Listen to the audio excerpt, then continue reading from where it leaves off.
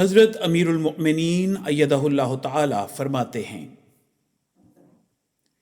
یہ ساری چیزیں اور طاقتیں جو اللہ تعالیٰ نے دی ہیں، عدل کرو گے، انصاف کرو گے، احسان کرو گے، یہ سب چیزیں اگر عقل کے بغیر استعمال ہو رہی ہیں، موقع و محل کے حساب سے استعمال نہیں ہو رہی، تو یہ کوئی اچھے اخلاق نہیں ہیں۔ تو یہ قرآن کریم کی پرحکمت تعلیم ہے جو معاشرے میں قیام عدل کے لیے مزید راستے دکھاتی ہے۔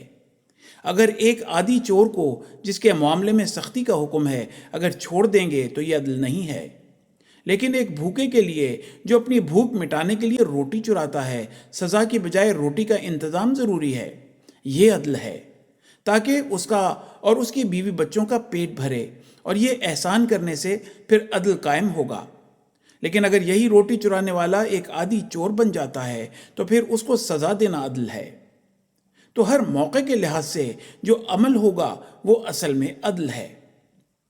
قرآن کریم کی تعلیم کا خلاصہ توحید کا قیام اور حقوق العباد کی ادائیگی ہے، اور اس کے لیے جو انسانی سوچ ہے اس میں عدل کا عنصر پیدا کرنا ضروری ہے۔ اس بات کو ذہن میں بٹھانے کے لیے اللہ تعالیٰ ایک جگہ فرماتا ہے،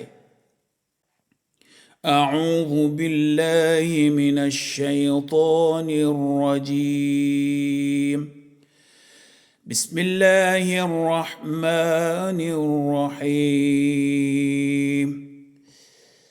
یا ایہا الذین آمنوا کونوا قوامین للہ شہداء بالقسط ولا يجرمنكم شنآن قوم على ألا تعدلوا اعدلوا هو أقرب للتقوى واتقوا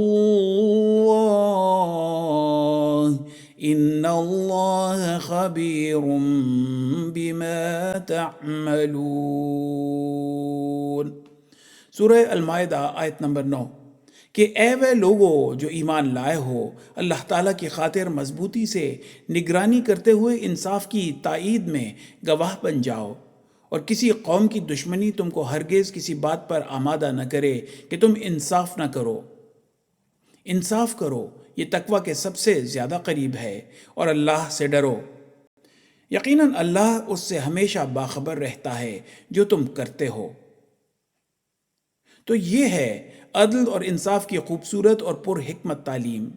پہلی بات یہ بتائی کہ اگر ایمان کا دعویٰ ہے، مومن کہلاتے ہو، تو مومن تو ہمیشہ انصاف کی تائید میں کھڑا ہوتا ہے۔